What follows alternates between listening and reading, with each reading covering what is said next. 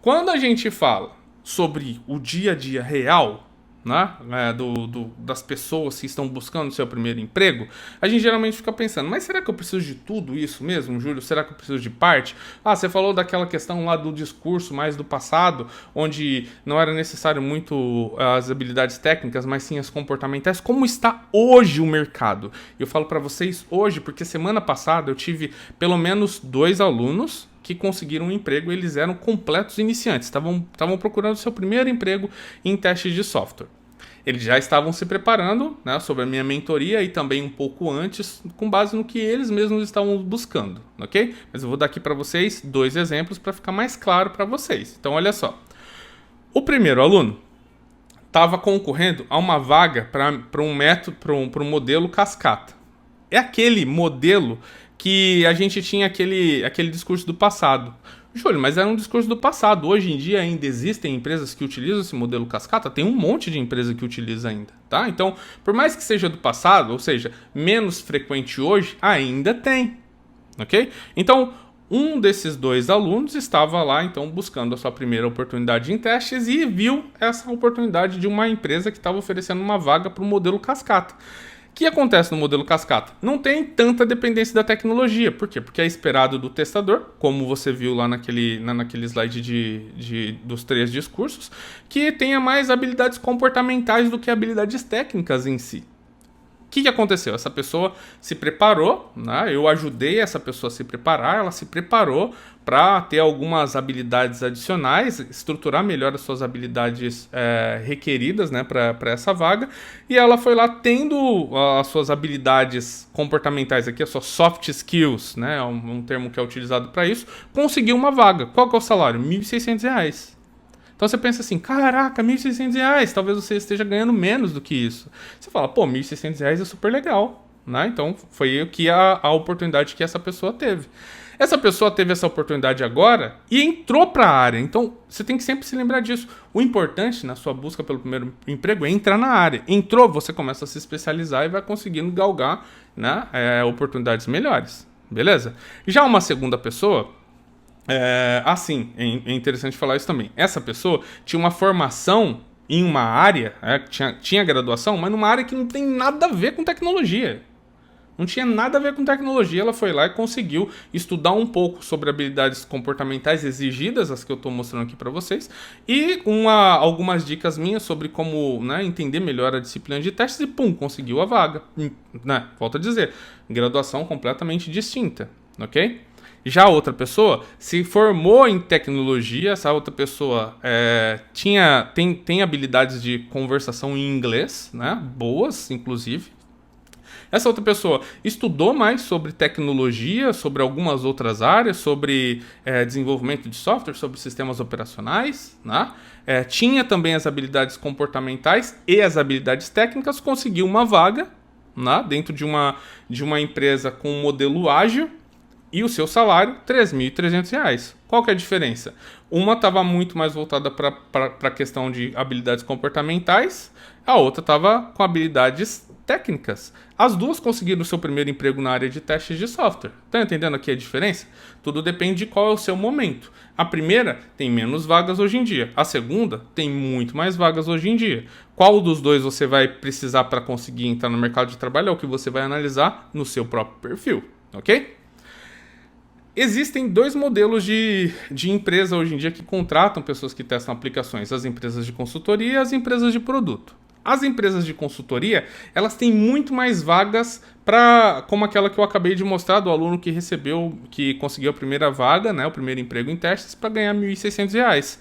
Essas empresas de consultoria têm muitas vagas ainda dentro desse contexto, porque empresas de consultoria fornecem pessoal para ajudar as empresas, seja lá qual for o seu modelo, seja ágil ou seja um modelo cascata, por exemplo, a solucionar os problemas que as empresas vivem. Então, aqui nesse caso, tem diversas no Brasil. Empresas como a Atos, a Kigo, a Inmetrics, a Base 2, a Yaman, a Link Consulting. São todas empresas que ainda fornecem pessoal de testes para empresas que precisam atuar ainda no modelo cascata. Já a empresa de produto tem uma pegada muito mais voltada para metodologias ágeis. Por que isso? Porque hoje em dia as principais empresas preferem jogar dentro de uma metodologia ágil, porque isso vai aproximar negócios e tecnologia e vai conseguir dar para elas a probabilidade de conseguir entregar versões do software em menor tempo e ainda com mais qualidade. Então, isso geralmente acontece nas empresas de produto. Logo, se você for para uma empresa de produto, você vai acabar percebendo que lá eles vão pedir que você já tenha não só aquelas diversas habilidades comportamentais, mas também habilidades técnicas e essas habilidades mais voltadas à engenharia de software e a metodologias do processo de desenvolvimento de software em si, beleza? Se você quer saber mais sobre qual é a diferença entre empresas de consultoria e empresas de produto, tem um vídeo que eu gravei e que está no meu canal no YouTube, que é onde eu falo sobre a diferença de consultorias e empresas de produto e a atuação do QA em cada uma delas. Então, você pode assistir esse vídeo, vai servir muito aí para ajudar você a ter mais contexto. Júlio, me dá um exemplo de empresa de produto. Banco Neon. O Banco Neon não é uma consultoria que presta serviço para outras empresas. Não, eles desenvolvem o seu próprio aplicativo do Banco Neon, as questões que estão por detrás do seu sistema e assim sucessivamente. Quer ver uma outra? Pagar.me. Eles desenvolvem um produto deles. Quer ver outro? Wall, por exemplo. Desenvolvem um produto deles. Basta você olhar no site da empresa para você entender se eles são prestadores de serviço ou se eles estão construindo seus próprios produtos, fornecendo o seu produto em si para o mercado, ok? Show!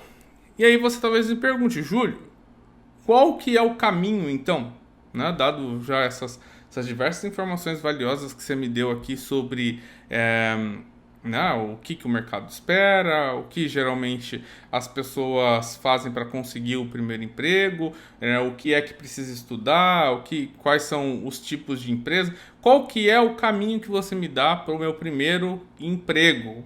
O caminho para o primeiro emprego, na minha opinião, é composto de pelo menos 7 passos, ok? São, na verdade, 6 passos e um plus. E já eu explico para você o que é esse plus, tá bom? Vamos primeiro entender aqui quais são esses 7 passos, tá? Para você conseguir um emprego na área de testes de software, você já percebeu que você vai precisar de ter alguns conhecimentos.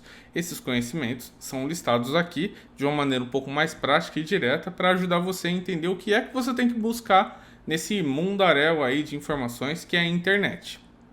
Bem, você vai buscar, primeiro, sobre características que estão relacionadas aí a fatores comportamentais. Como melhorar sua comunicação, como melhorar sua redação, como melhorar a sua interpretação de texto e como melhorar o seu pensamento crítico. Esses 4 itens fazem parte do primeiro tópico que vai ajudar você a chegar a alcançar o seu primeiro emprego na área de teste de software. Se preparar para que você possa alcançar isso. Segundo, você vai precisar estudar mais sobre testes de software em si. Então, você vai procurar sobre a mentalidade, sobre planejamento de testes, você vai procurar sobre técnicas de teste, vai procurar sobre papéis e responsabilidades em testes de software, porque existem alguns papéis diferentes e cada um deles tem um foco específico, um objetivo específico, um grupo de atividades específicas. E você também vai procurar saber sobre gestão de defeitos. O terceiro ponto é a automação de testes. Procura sobre a automação de testes web e a automação de testes mobile. Se você saber esses dois, eu te garanto que você vai ter pelo menos aí possibilidades de empregabilidade na maior parte das empresas, ok? Por quê? Porque a maior parte das empresas hoje tem trabalhado com web e API, tá? Então, foco neles. Júlio, tem outros que eu poderia estudar também? Tem. Desktop e mobile também podem fazer parte dessa sua trilha de estudos. Mas web e API, com certeza você vai conseguir ter muitas oportunidades. Beleza? Quarto, estude sobre o modelo cascata e o modelo ágil. São os dois modelos que mais você vai encontrar no mercado, tá bom? Quando a gente fala de um modelo ágil, você vai encontrar lá algumas formas diferentes de tratá-los. Por exemplo, algo que é muito conhecido é um framework chamado Scrum no ágil. Então, estude ele e com certeza você vai conseguir ter mais oportunidades, ok? Quinto, graduação em tecnologia, para você que ainda não tem uma graduação, ou uma pós-graduação em tecnologia para você que já tem uma formação em outra área. Busca uma pós-graduação em tecnologia, isso já vai te dar um super up no seu currículo quando a gente fala do seu currículo mais voltado aí ao estudo, né, acadêmico, vamos dizer assim, então, né, ou você pega uma graduação, ou então você pega uma pós-graduação em tecnologia se você já estava em uma outra área, ok? No ponto número 6, certificação te traz uma empregabilidade melhor em pelo menos 10% das empresas que exigem que você tenha uma certificação. E também testes de performance, por exemplo, vão trazer aí para você pelo menos um pouco mais de empregabilidade em 4% daquelas vagas que eu tinha estudado. Então vale a pena você usar esse ponto 6 como sendo, sabe, uma cerejinha do bolo ali para ajudar você a conseguir ter um pouquinho mais de empregabilidade. E o ponto número 7, que é um plus, por que isso? Porque tem um montão de empresa que por algum motivo maluco, elas acreditam que você que não tem ainda nenhuma oportunidade em testes de software, para começar a trabalhar como um júnior precisa já ter experiência. Isso é um negócio bem estranho, né? Mas isso acontece na real mesmo no dia a dia das empresas. Dado isso, eu tenho uma dica para você. É você fazer parte de processos de crowd testing. O que é crowd testing? Crowd testing é um tipo de serviço que algumas empresas oferecem, onde elas contactam pessoas que gostam de testar softwares, ou seja, não são pessoas que já têm experiência, não. Você vai lá e se inscreve numa plataforma como essa, e aí essa empresa vende projetos de teste. Então, por exemplo, ela vem, vamos dizer que eu tenho uma ferramenta, uma aplicação, então eu vou até uma empresa de crowd testing e digo, olha, eu tenho uma aplicação nova, eu queria que ela fosse testada. Então a empresa de crowd test vai lá e envia um e-mail para todo mundo que está na base dela. E aí enviando esse e-mail fala, olha, o Júlio pediu para que eu testasse o site dele. Quem quer testar? E aí você estaria lá no meio dessas pessoas. Você recebe um e-mail e fala, eu quero testar. E você vem e participa de um projeto, né? Um período de tempo onde eu, Júlio, vou liberar o meu software para ser testado. Você, junto com outras dezenas ou centenas de pessoas, vão começar a testar meu site. Quanto mais defeito você encontra na minha aplicação, né? Quanto mais coisas erradas você encontra na minha aplicação, com base no que você tem de experiência ou de conhecimento em teste, você encontra lá algumas inconsistências e você relata isso. E baseando-se ali no quão impactante é aquele problema que você encontrou, você recebe grana por isso. Então você está ganhando experiência e está ganhando por cada um dos problemas que você encontrou no meu site.